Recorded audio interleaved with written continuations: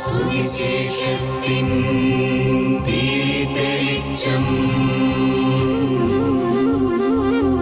മഹോന്നതമാത്മാർപ്പണം.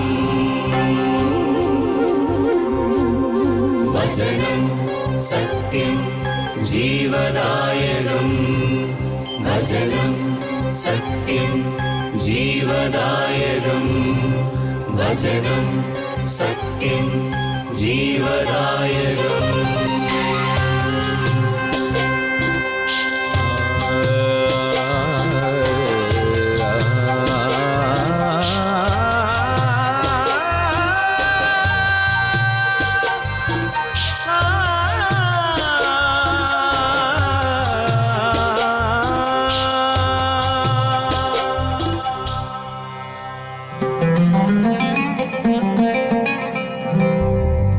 അധ്വാനിപ്പവർ തൻ സിരകളിലൊഴുകും ജീവൻ പകരും ദിവ്യഭോജനം.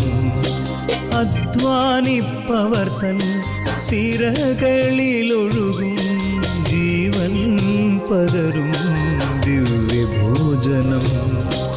അതിരുകൾ ഭേദിക്കും സ്നേഹത്തിൻ്റെ രശ്മികൾ ഞങ്ങളെ ഉണർത്തുന്ന പുതിയ പ്രഭാതം. അതിരുകൾ ഭേദിക്കും സ്നേഹത്തിൻ്റെ രശ്മികൾ ഞങ്ങളെ ഉണർത്തുന്ന പുതിയ പ്രഭാതം.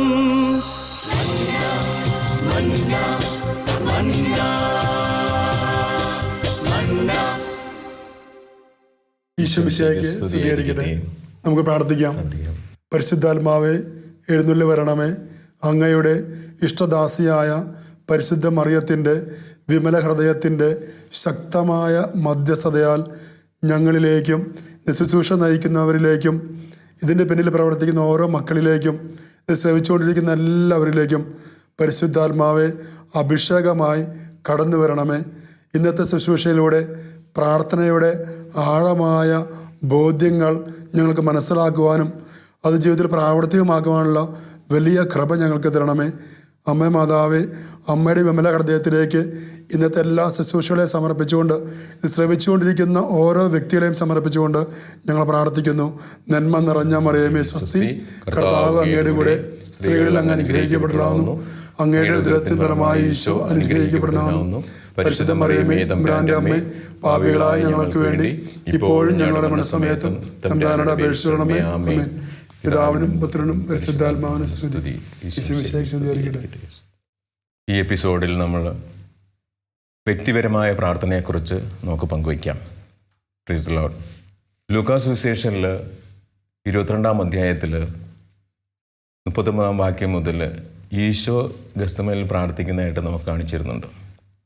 അപ്പോൾ നമ്മളത് വായിക്കുമ്പോൾ കാണുന്നത് ഈശോ പതിവ് പോലെ ഗസ്തമേനിലേക്ക് പ്രാർത്ഥിക്കാൻ വേണ്ടി പോകുന്നു. അപ്പോൾ ഈശോയുടെ പിറകെ ശിഷ്യന്മാരും കടന്നു വരുന്നതായിട്ട് ഈശോ കണ്ടു.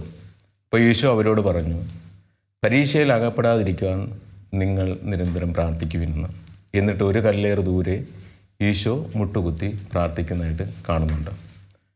അവിടെ ചെന്ന് പ്രാർത്ഥിക്കുന്നത് ഇതാണ്. കർത്താവിൻ നമുക്കറിയാം കുരിശുമരണത്തിന് മുമ്പെയുള്ള ആ ഗസ്തമേനിലുള്ള പ്രാർത്ഥനയാണ്.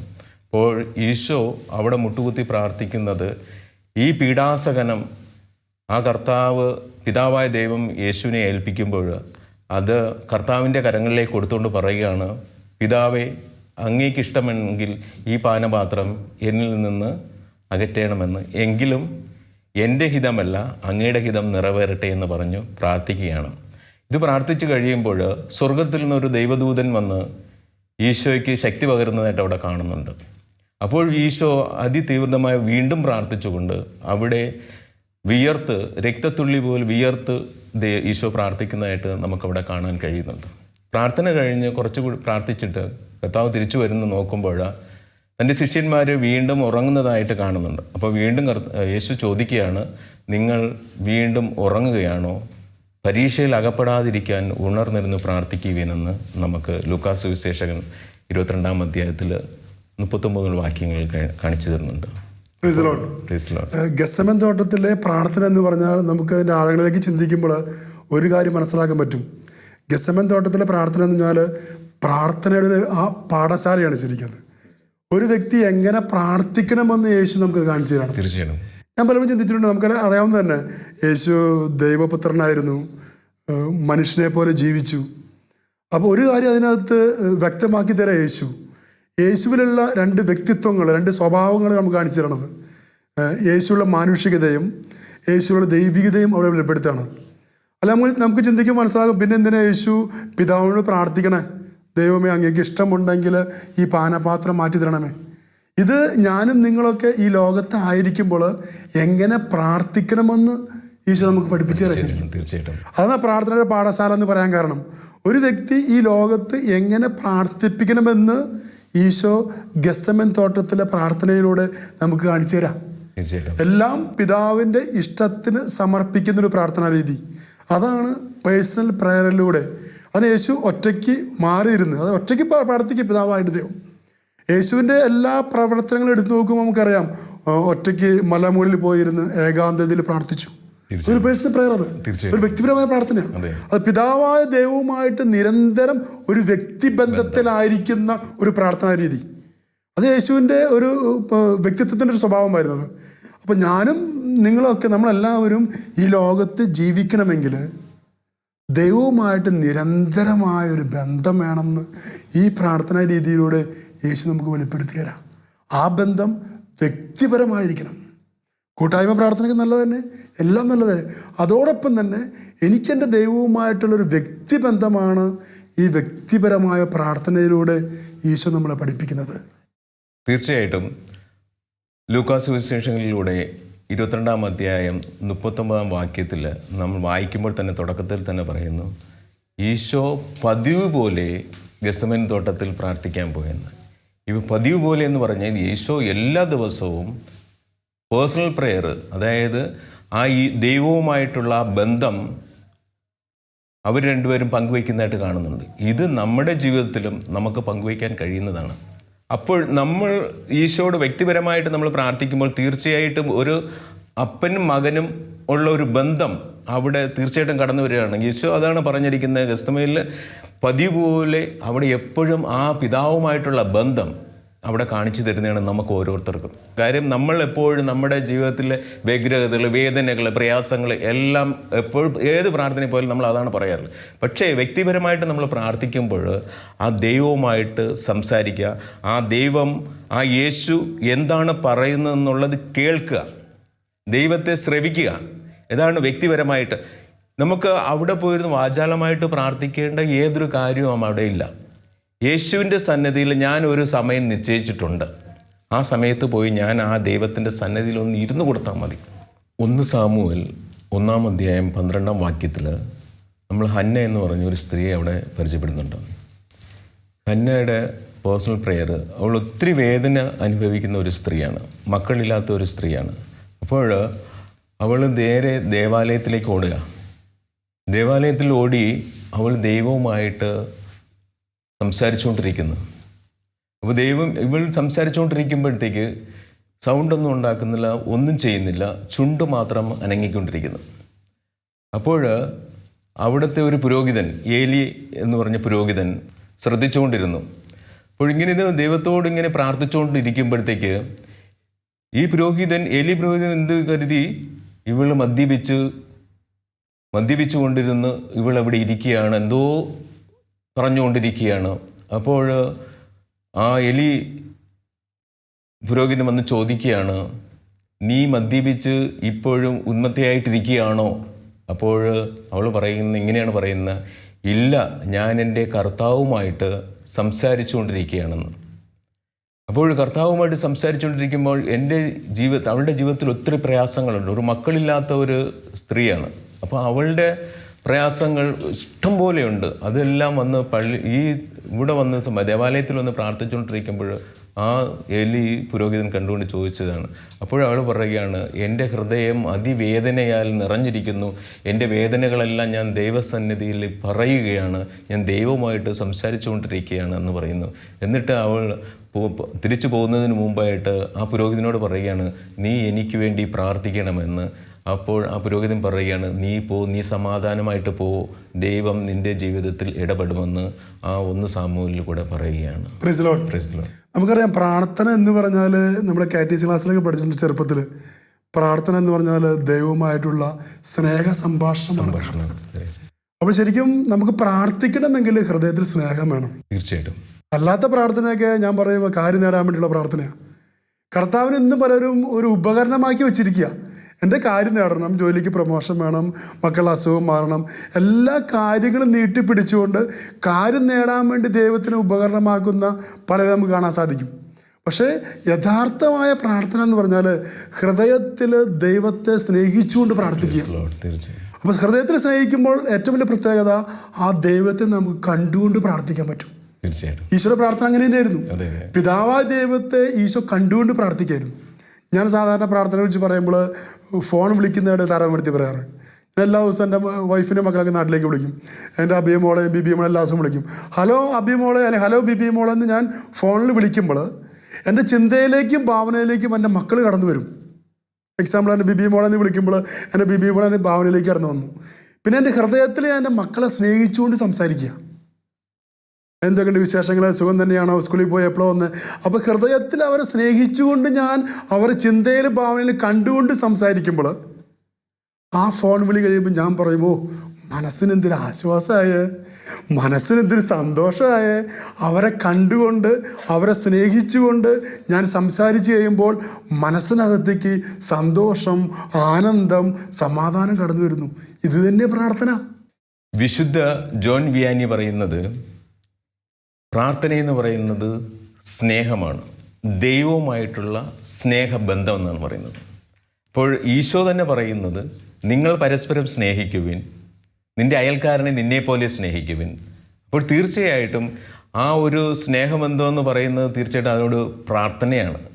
നമുക്ക് എപ്പോഴും വേണമെങ്കിലും ദൈവത്തിൻ്റെ സന്നിധിയിൽ നമുക്ക് ആ സ്നേഹം, പരസ്പരം സ്നേഹം പങ്കുവയ്ക്കുന്നുണ്ടെങ്കിൽ തീർച്ചയായിട്ടും അവിടെ ആ ദൈവമാണ് നമ്മൾ അങ്ങോട്ടും ഇങ്ങോട്ടും പങ്കുവയ്ക്കുന്നത്. തീർച്ചയായിട്ടും നമ്മൾ എവിടെ പോയാലും ആ സ്നേഹം നമ്മളിലുണ്ടോ, തീർച്ചയായിട്ടും ആ ദൈവത്തിൻ്റെ സ്നേഹമാണ് നമ്മൾ പങ്കുവയ്ക്കുന്നത്. ഇന്ന് പലരുണ്ടല്ലോ, പ്രാർത്ഥനയിലൂടെ നമ്മൾ പ്രാർത്ഥിക്കാൻ പള്ളി പോകുന്നുണ്ട്, പ്രാർത്ഥിക്കാൻ കൂട്ടായ്മ വരുന്നുണ്ട്, കുടുംബ പ്രാർത്ഥനയുണ്ട്, എല്ലാം ഉണ്ട്, ശരിയാണ്. ദൈവത്തിൽ നിന്ന് പലരും പള്ളികളിലും കൂട്ടായ്മകളിലും പ്രത്യേകമായ പ്രാർത്ഥനാ സമയങ്ങളിൽ മാത്രം ഒതുക്കി നിർത്തിയിരിക്കുക. ആ പള്ളി വിട്ട് പുറത്തേക്ക് വന്നു കഴിഞ്ഞാൽ, അല്ലെങ്കിൽ പ്രാർത്ഥനാ കൂട്ടായ്മ പുറത്തേക്ക് വന്നാൽ ദൈവവുമായിട്ട് യാതൊരു ബന്ധമില്ലാത്ത അവസ്ഥ. അതുകൊണ്ട് എന്ത് സംഭവിക്കും? ഞാൻ നേരത്തെ പറഞ്ഞതുപോലെ പ്രാർത്ഥന നമുക്ക് കാര്യം നേടാൻ വേണ്ടി ദൈവത്തിന് ഉപകരണമാക്കുന്ന ശൈലിയിലേക്ക് മാറുമ്പോഴാണ് നമ്മുടെ മനസ്സിലേക്ക് അസ്വസ്ഥതകൾ കടന്നു വരണേ. അതുപോലെ നമ്മുടെ ജീവിതത്തിലേക്ക് വിശുദ്ധ കുർബാനയിലൂടെ കടന്നു വരുന്ന യേശു, യോഹന്നാന്റെ സുവിശേഷം 6-ാം അധ്യായം 56 നമ്മൾ വായിക്കുന്നുണ്ട്, എൻ്റെ ശരീരം ഭക്ഷിക്കുകയും എൻ്റെ രക്തം പാനം ചെയ്യുകയും ചെയ്യുന്നവൻ എന്നിലും ഞാൻ അവനിലും വസിക്കുന്നു. ഓരോ കുർബാന സ്വീകരണത്തിലൂടെയും നമ്മൾ ഈശോയായിട്ട് ഒരു സഹവാസം, ഒരു കൂട്ടുകെട്ട്, ഒരു വ്യക്തിബന്ധത്തിലേക്ക് കടന്നു വരാം. അപ്പം എൻ്റെ ഹൃദയത്തിൽ ഈ ജീവനുള്ള യേശു ജീവിക്കുന്നുണ്ട്. ഈ ജീവനുള്ള ദൈവത്തിൻ്റെ സാന്നിധ്യം മനസ്സിലാക്കാതെ നമ്മൾ പള്ളികളിലും മറ്റുള്ള സ്ഥലങ്ങളിലും മാത്രം ഒതുക്കി നിർത്തിയിരിക്കുക ദൈവത്തിനെ.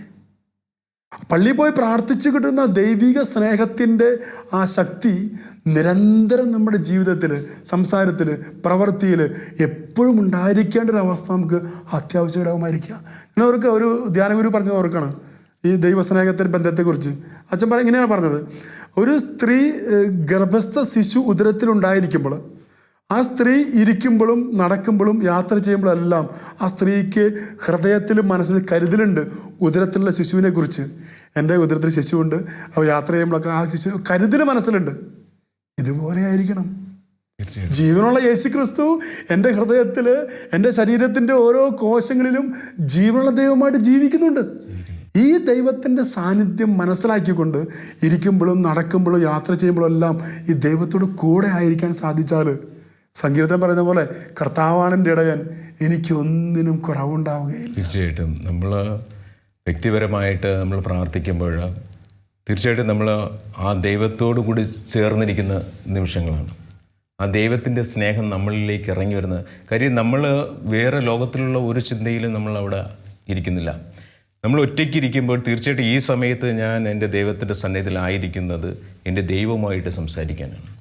നമ്മുടെ പ്രാർത്ഥന എന്ന് പറയുന്നത് ദൈവത്തിൻ്റെ ഹൃദയത്തെ തുറക്കുന്ന ഒരു കീയാണ്.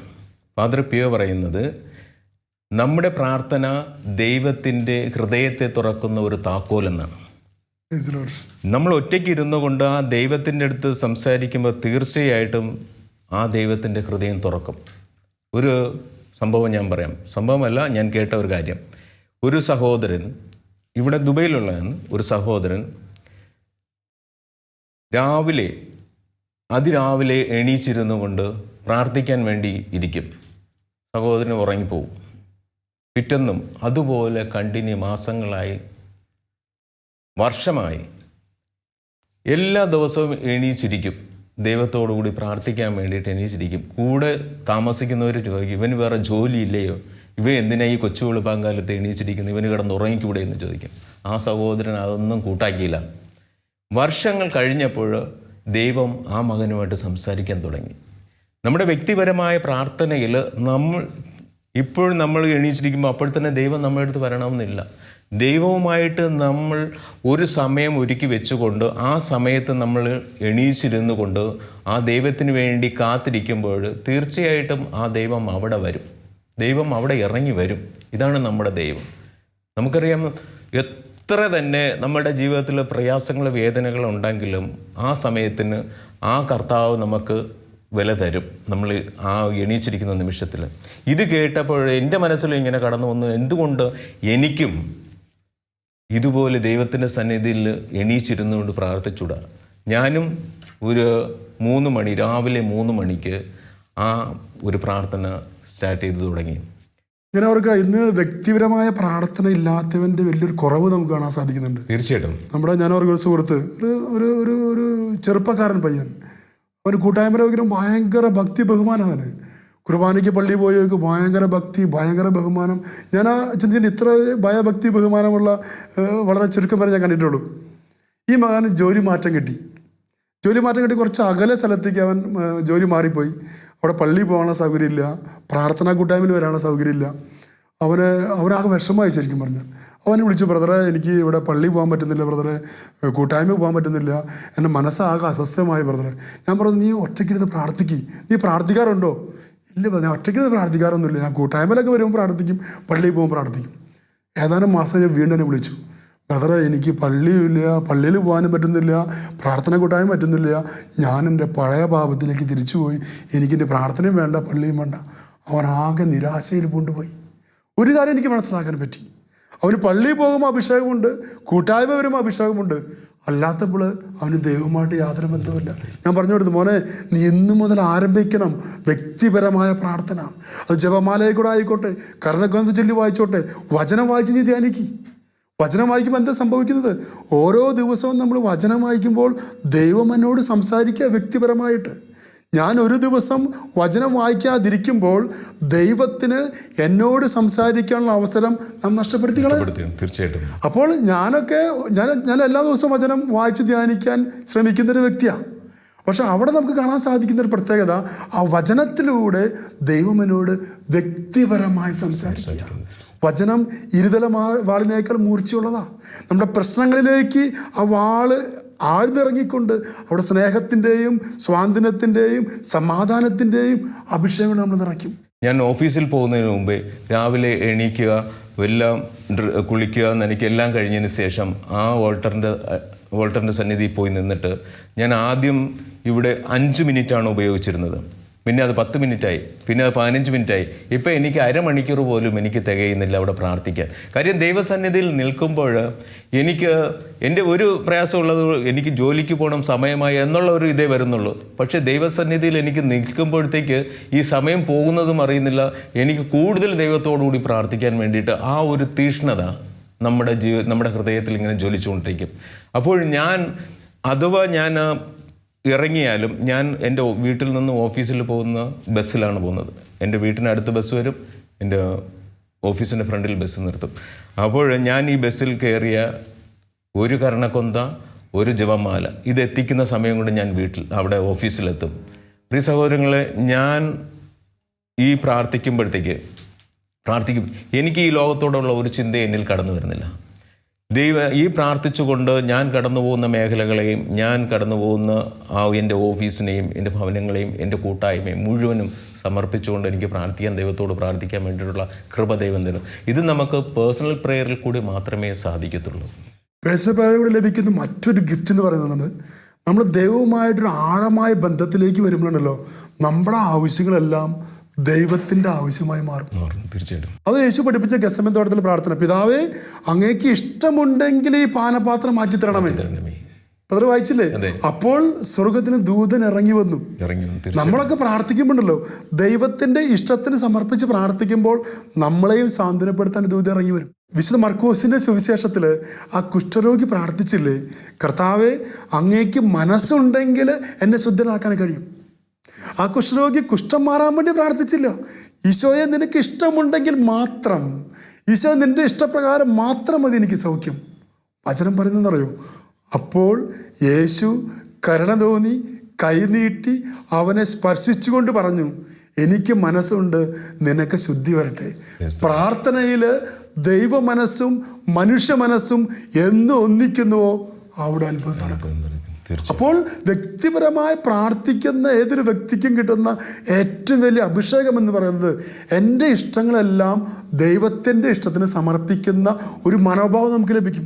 അപ്പോൾ ഒരിക്കലും അവിടെ നിരാശയില്ല, അവിടെ പ്രത്യാശയുള്ളൂ നമുക്ക്. അപ്പോൾ പ്രത്യാശയ്ക്ക് ഉടമയായി ജീവിക്കാൻ പറ്റുകയാണെങ്കിൽ അതാണ് ഏറ്റവും വലിയ പ്രാർത്ഥന എന്ന് പറയാൻ പറ്റും. തീർച്ചയായിട്ടും. ഞാനും എൻ്റെ വീട്ടിൽ എൻ്റെ ജീവിത പങ്കാളിയും ഇത് ഉച്ചയ്ക്ക് 3 മണിക്കിരുന്ന് പ്രാർത്ഥിക്കാറുണ്ട്. പുള്ളിക്കാരത്തേക്കും ആ ദൈവവുമായിട്ടുള്ള ആ ബന്ധം കറക്റ്റ് 3 o'clock ആകുമ്പോഴത്തേക്ക്, ചിലപ്പോൾ ഞാൻ ഓഫീസിൽ നിന്ന് വരുമ്പോഴും പുള്ളിക്കാരത്തി അവിടെ ഇരിക്കുന്ന കാണാം. ആ ദൈവവുമായിട്ടുള്ള ഒരു ബന്ധം ഒരു ദിവസം അഥവാ ഇരിക്കാൻ പറ്റിയില്ലെങ്കിൽ അന്ന് പുള്ളിക്കാരത്തേക്ക് ഒരു അസ്വസ്ഥതയാണ്. നമ്മുടെ ജീവിതത്തിൽ എന്തൊക്കെ തന്നെ പ്രശ്നങ്ങൾ കടന്നു വരുമ്പോഴും ആ ഒരു സമയം നമ്മൾ കർത്താവിന് കൊടുത്തിട്ടുണ്ടെങ്കിൽ ആ സമയത്ത് നമ്മൾ ഇരിക്കണം, പൂർണ്ണമായിട്ടിരിക്കും. നമ്മൾ ആ സമയത്ത് കർത്താവിന് കൊടുത്തിട്ടുണ്ടെങ്കിൽ ആ സമയത്ത് ഇരിക്കുമ്പോൾ തീർച്ചയായിട്ടും കർത്താവിന് അവിടെ വന്ന് നമ്മളിൽ പ്രവർത്തിക്കാൻ സാധിക്കും. ഇതാണ് പുള്ളിക്കാരത്തി പറയുന്നത്. നമ്മൾ ആ ദൈവത്തിനൊരു സമയം കൊടുത്തിട്ടുണ്ടെങ്കിൽ, ഒരു 3 മണി ആ സമയത്ത് ഒരു പ്രാർത്ഥന കൊടുത്തിട്ടുണ്ടെങ്കിൽ ആ സമയത്ത് നമ്മൾ കഴിയുന്നത് ഇരിക്കാൻ നോക്കണം. ഇതാണ് പേഴ്സണൽ പ്രയർ. കാര്യം ഞാൻ പേഴ്സണലായിട്ട് എൻ്റെ ഈശോയുമായിട്ട് പങ്കുവയ്ക്കാൻ വേണ്ടിയിട്ട് ഞാൻ ഒരു സമയം കൊടുത്തിട്ടുണ്ടെങ്കിൽ ആ സമയത്ത് നാം ഇരിക്കണം. അതിന് നമ്മൾ ആ സമയം മാറ്റിവെച്ചിട്ട് ആ സമയത്ത് വേറെ എന്തെങ്കിലും ചെയ്യാൻ പോയിട്ട് കാര്യമില്ല. നമ്മൾ പ്രാർത്ഥനയ്ക്ക് യേശുവിന് കൊടുത്തിട്ടുണ്ടെങ്കിൽ ആ സമയത്ത് നമ്മൾ ഇരിക്കണം. നമുക്ക് വിശുദ്ധന്മാരുടെ ജീവിതങ്ങൾ എടുത്തു നോക്കിയാലും അവിടെ എല്ലാം അവരുടെ ജീവിതത്തിൻ്റെ അടിസ്ഥാനപരമായിട്ടുണ്ടായിരുന്നത് വ്യക്തിപരമായ പ്രാർത്ഥനയായിരുന്നു. തീർച്ചയായിട്ടും. അവർ വ്യക്തിപരമായ പ്രാർത്ഥനയിലൂടെ ശക്തി സംഭരിക്കുന്നത്. ഇന്നത്തെ വചനപ്രഘോഷകർ, ധ്യാനഗുരുക്കന്മാർ എല്ലാവരും എടുത്ത് നോക്കിക്കോ. ഞാൻ ഡിവൈനിൽ ഉണ്ടായിരുന്ന സമയങ്ങളിൽ ബഹുമാനപ്പെട്ട ജോർജ് പനക്കിലച്ചൻ അച്ഛൻ രാവിലെ എല്ലാ ദിവസവും ആ കാലഘട്ടത്തിൽ 10-20 വർഷം മുമ്പുള്ള സംഭവം ഉണ്ടോ, അച്ഛന് രാവിലെ 6:30 മുതൽ 8:00 വരെ അച്ഛൻ്റെ പ്രസംഗമായിരിക്കും, വചനപ്രഘോഷണമായിരിക്കും. അത് കഴിയുമ്പോൾ അച്ഛൻ അവിടെ നിന്ന് ഇറങ്ങി ഓട്ടോറിക്ഷക്കാരെ വിളിച്ച് അടുത്തുള്ള ഇടവക പള്ളിയിൽ പോയിരുന്ന് ഒറ്റയ്ക്കിരുന്ന് അവിടെ പ്രാർത്ഥിക്കുന്നു. ഞാൻ പലപ്പോഴും ചിന്തിക്കാറുണ്ട്, ഇത്ര വലിയ അഭിഷേകമുള്ള പനക്കിലച്ഛന് പോലും ഒറ്റയ്ക്ക് പോയിരുന്ന് ദേവാലയത്തിൽ ഇവിടുന്ന് ശക്തി സംഭരിച്ചിട്ട് പിന്നെ അച്ഛൻ്റെ പ്രവർത്തനങ്ങളും അച്ഛൻ്റെ പ്രാർത്ഥനയും എല്ലാം മറ്റുള്ളവർക്ക് ദൈവസ്നേഹം അനുഭവിക്കാൻ പറ്റുന്നുള്ളതാണ്. വിശുദ്ധ അൽഫോൻസമ്മനെ എടുത്തു നോക്കി. അൽഫോൻസമ്മ ഉടനീളം സഹനത്തിൻ്റെ പുത്രിയായിരുന്നു അൽഫോൻസമ്മ. എവിടെയെല്ലാം പ്രശ്നങ്ങളും രോഗങ്ങളും തകർച്ചകളും കുത്തുവാക്കുകളും കടന്നു വന്നോ അവിടെയെല്ലാം അൽഫോൻസമ്മ ഈശോയുടെ മുമ്പിൽ തുറന്നു പറയുന്നൊരു മനസ്സായിരുന്നു. നമുക്ക് അൽഫോൻസമ്മനെ കാണാനായിട്ട് അച്ചാച്ചൻ വന്നപ്പോൾ കുറേ പഴവർഗ്ഗങ്ങൾ കൊണ്ടുവന്നു. നമ്മൾ സീരിയൽ കാണുമ്പോൾ എൻ്റെ ഓർമ്മയിലേക്ക് വരണം. അപ്പോൾ അത് അൽഫോൻസമ്മയെ മഠത്തിലേക്ക് കാണാൻ വന്നപ്പോൾ ഒരു കൊട്ട നിറച്ച് പഴവർഗ്ഗങ്ങൾ കൊണ്ടുവന്നു. മദറിനെ വിളിച്ചു, മദറിനത് കൊടുത്തു. സ്നേഹത്തോടെ അൽഫോൻസമ്മയായിട്ട് സംസാരിച്ച് അച്ചാച്ചൻ തിരിച്ചുപോയി. ഇത് കണ്ടുകൊണ്ട് വേറൊരു കന്യാസ്ത്രീ അവിടെ നിന്ന് കടന്നു വരാണ്. എന്നിട്ട് ഈ അൽഫോൻസമ്മയും മദറും എല്ലാവരും നിൽക്കുമ്പോൾ ഈ കന്യാസ്ത്രീ അൽഫോൻസമ്മ ഒത്തിരി ചീത്ത പറയാം. നിൻ്റെ അച്ചാച്ചന് കുറേ പുഴുത്ത പഴങ്ങളെ കൊണ്ടുവന്ന് മദറിനെ സോപ്പിടാണ്, എന്നിട്ട് നീ സൂക്ഷിച്ച് ജീവിക്കുന്നത് കുറേ കുത്തുവാക്കുകളാണ് പറയണം. അപ്പോൾ അടുക്കളക്കാർ ചേച്ചി ഇത് കേട്ടുകൊണ്ടിരിക്കുന്നുണ്ട്. അങ്ങനെ അത് പറഞ്ഞുകൊണ്ട് കന്യാസി തിരിച്ചുപോയി. അൽഫോൻസമ്മേനെ കരയുന്നുണ്ട്. അപ്പോൾ അടുക്കളക്കാരത്തി പറയുന്നുണ്ട്, സിസ്റ്ററമ്മ എന്താ ഇങ്ങനെയൊക്കെ പറയുന്നത്? അങ്ങനെ പറഞ്ഞ് അടുക്കളക്കാരത്തി തിരിച്ചുപോയി. അതിനുശേഷം അൽഫോൻസമ്മ അവിടെ നേരെ റൂമിൽ പോയിരുന്ന് ഈശോയുടെ ക്രൂശിത രൂപത്തിന് മുമ്പിലിരുന്ന് പ്രാർത്ഥിക്കുന്നുണ്ട്. ഒരു പ്രാർത്ഥന, ഹൃദയത്തിലെ വേദനകൾ, ഹൃദയത്തിലെ കുത്തുവാക്കുകൾ കർത്താവിൻ്റെ തിരുമുറിവിലേക്ക് വെച്ചു കൊടുത്തപ്പോൾ അത് സ്നേഹമായി, അഭിഷേകമായി അൽഫോൻസമ്മയ്ക്ക് തിരിച്ചു വന്നു. അതുകൊണ്ട് അൽഫോൻസമ്മയെ നമ്മളെല്ലാവരും വിശുദ്ധയായിട്ട് നമ്മൾ പ്രാർത്ഥിക്കുന്നുണ്ടെങ്കിൽ അതിൻ്റെ പിന്നിൽ ആ വ്യക്തിബന്ധമായിരുന്നു ഈശോയോട്. അൽഫോൻസമ്മയുടെ സൂക്തങ്ങൾ നമ്മൾ വായിക്കുന്നുണ്ട്. ഞാൻ ഓർത്തു പോകണത്, എല്ലാ വേദനകളും ഈശോയുടെ തിരുഹൃദയത്തിൽ സമർപ്പിക്കുമ്പോൾ കൈവരുന്ന സന്തോഷം എത്രയോ വലുതാണ്. അൽഫോൻസമ്മയുടെ 36 സൂക്തങ്ങൾ അത് വ്യക്തിപരമായ പ്രാർത്ഥനയ്ക്ക് അൽഫോൻസമ്മ ഉപയോഗിച്ച സൂക്തങ്ങളായിരുന്നു അത്. അപ്പോൾ ഓരോ വിശുദ്ധൻ്റെയും ഓരോ ശുശ്രൂഷകൻ്റെയും അടിസ്ഥാനം എന്ന് പറയുന്നത് അവനും ദൈവവുമായിട്ടുള്ള വ്യക്തിബന്ധമാണത്. അത് നമ്മൾ സ്ഥാപിക്കുവാനാണ്, ഈശോയുമായുള്ള വ്യക്തിബന്ധം സ്ഥാപിക്കുവാനാണ് നമ്മൾ സമയം കണ്ടെത്തണം, അതിന് പരിശ്രമിക്കണം. അതിലൂടെ നമുക്ക് ദൈവിക കൃപാവരത്തിൽ നമുക്ക് ജീവിക്കാൻ സാധിക്കും. ഫ്രാൻസിസ് മാർപ്പാപ്പ പ്രാർത്ഥനയെക്കുറിച്ച് പറഞ്ഞ കാര്യം ഞാനൊന്ന് ഓർത്തു പോവുക. മാർപ്പാപ്പ ഇങ്ങനെ പറയുന്നത്, ജീവിതത്തിലെ പ്രഥമ കാര്യം പ്രാർത്ഥനയാണ്. തത്തയെപ്പോലെ വാക്കുകൊണ്ടുള്ള പ്രാർത്ഥനയല്ല, ഹൃദയം കൊണ്ടുള്ള പ്രാർത്ഥന. കർത്താവിനെ ഉറ്റുനോക്കിക്കൊണ്ടിരിക്കുകയും അവിടുത്തെ കേൾക്കുകയും അവിടത്തോട് ആലോചന ചോദിക്കുകയും ചെയ്യുന്ന പ്രാർത്ഥന. ഫ്രാൻസിസ് മാർപ്പാപ്പ അങ്ങനെയായിരുന്നു. കർത്താവിന് മുമ്പിൽ ഹൃദയം തുറന്ന് മനസ്സ് തുറന്ന് എല്ലാം പ്രാർത്ഥിച്ചുകൊണ്ട്. അതുകൊണ്ട് ഫ്രാൻസിസ് മാർപ്പാപ്പയുടെ ഓരോ വാക്കുകളും ഇന്ന് ലോകം ഉറ്റുനോക്കിക്കൊണ്ടിരിക്കുക. അഭിഷേകത്തിൻ്റെ, സ്നേഹത്തിൻ്റെ, സ്വാതന്ത്ര്യത്തിൻ്റെ ഒത്തിരി പ്രാർത്ഥനകളും വാക്കുകളും പ്രസംഗങ്ങളും ഫ്രാൻസിസ് മാർപ്പാപ്പയിലൂടെ നമുക്ക് അനുഭവിക്കാൻ പറ്റുന്നു. അപ്പോൾ നമുക്കും എല്ലാവർക്കും വ്യക്തിപരമായ പ്രാർത്ഥിക്കുന്ന ഒരു മകനായി, ഒരു മകളായി നമുക്ക് തീരാം. നമ്മുടെ ജീവിതത്തെ മുഴുവൻ യേശുവിലേക്ക് സമർപ്പിച്ചുകൊണ്ട് നിരന്തരം ഈശോയുമായിട്ട് ഒരു ബന്ധം സ്ഥാപിച്ചുകൊണ്ട്, ഞാനും എൻ്റെ ഈശോയുമായിട്ട് ഒരു വ്യക്തിബന്ധത്തിൽ ആഴപ്പെട്ടുകൊണ്ട് പ്രാർത്ഥിച്ചു കഴിയുമ്പോൾ തീർച്ചയായിട്ടും നമ്മുടെ ജീവിതം ധന്യമാകും. ഞാൻ വ്യക്തിപരമായി പ്രാർത്ഥിക്കുമ്പോൾ, എൻ്റെ കുടുംബത്തിന് വേണ്ടി പ്രാർത്ഥിക്കുമ്പോൾ, എൻ്റെ കൂട്ടായ്മയ്ക്ക് വേണ്ടി പ്രാർത്ഥിക്കുമ്പോൾ ആ കുടുംബം, ആ കൂട്ടായ്മ ദൈവസ്നേഹം കൊണ്ട് നിറയുന്നു. Price the Lord. ഹല്ലേലൂയ. നമുക്ക് പ്രാർത്ഥിക്കാം. സ്നേഹീശോയെ, ഈ വ്യക്തിപരമായ പ്രാർത്ഥനയുടെ ബോധ്യത്തിലൂടെ ഞങ്ങളെല്ലാവരെയും നയിക്കാൻ വേണ്ടി ഞങ്ങൾ പ്രാർത്ഥിക്കുന്നു. ഈശോയെ, വ്യക്തിപരമായ പ്രാർത്ഥനയില്ലാത്ത എല്ലാ വ്യക്തികളെയും അങ്ങയിലേക്ക് സമർപ്പിച്ച് പ്രാർത്ഥിക്കുന്നു. ഈശോയെ, പ്രാർത്ഥന ഒരു ഉപകരണമായി കാണാതെ അങ്ങയോട് ചേർന്നിരുന്നു കൊണ്ട്, അങ്ങയെ സ്നേഹിച്ചുകൊണ്ട് ആഴത്തിൽ പ്രാർത്ഥിക്കുവാനുള്ള വലിയ കൃപാവരം കൊടുത്തുകൊണ്ട് എല്ലാ മക്കളെയും നിറയ്ക്കാൻ വേണ്ടി പ്രാർത്ഥിക്കുന്നു. യേശുവെ, നിൻ്റെ സ്നേഹത്തിൽ ആയിരുന്നു കൊണ്ട് ഞങ്ങളുടെ ഹൃദയത്തിൽ അങ്ങയുടെ സ്നേഹത്തിൻ്റെ ആഴങ്ങൾ മനസ്സിലാക്കിക്കൊണ്ട് യേശുവെ പ്രാർത്ഥിക്കാനുള്ള വലിയ കൃപ നൽകി ഞങ്ങളെല്ലാവരെയും അനുഗ്രഹിക്കണമേ. അമ്മേ മാതാവേ, അമ്മയുടെ വിമല ഹൃദയത്തിലേക്ക് ഞങ്ങളെല്ലാവരെയും ചേർത്ത് വെച്ചുകൊണ്ട് ഞങ്ങൾ പ്രാർത്ഥിക്കുന്നു. നന്മ നിറഞ്ഞ മറിയമേ സ്വസ്തി, കർത്താവ് അങ്ങയുടെ കൂടെ സ്ത്രീകളിൽ അങ്ങ് അനുഗ്രഹിക്കപ്പെടലാവുന്നു. അങ്ങയുടെ ഉദരത്തിൻ ഫലമായ ഈശോ അനുഗ്രഹിക്കപ്പെടലാവുന്നു. പരിശുദ്ധ മറിയമേ, തമ്പുരാന്റെ അമ്മേ, പാപികളായ ഞങ്ങൾക്ക് വേണ്ടി ഇപ്പോഴും ഞങ്ങളുടെ മരണസമയത്തും തമ്പുരാനോട് അപേക്ഷിക്കണമേ. ആമേൻ. പിതാവിനും പുത്രനും പരിശുദ്ധാത്മാവിന്റെ നാമത്തിൽ ആമേൻ. ഈശോമിശിഹായ്ക്ക് കുരിശ് രക്ഷയുടെ അടയാളമാണ്. സ്നേഹത്തിൻ്റെയും പങ്കുവെക്കലിൻ്റെയും മഹത്തായ അനുഭവം. ആ വലിയ രക്ഷയുടെ സാന്നിധ്യം നമ്മുടെ ജീവിതത്തെ സമ്പൂർണ്ണമാക്കട്ടെ. ഏവർക്കും ക്രിസ്തു സ്നേഹവും സമാധാനവും നേരുന്നു. പ്രാർത്ഥനയിൽ നമുക്ക് പരസ്പരം ഓർമ്മിക്കാം. നിങ്ങളുടെ അഭിപ്രായങ്ങളും നിർദ്ദേശങ്ങളും ഞങ്ങളെ അറിയിക്കാൻ മറക്കരുത്.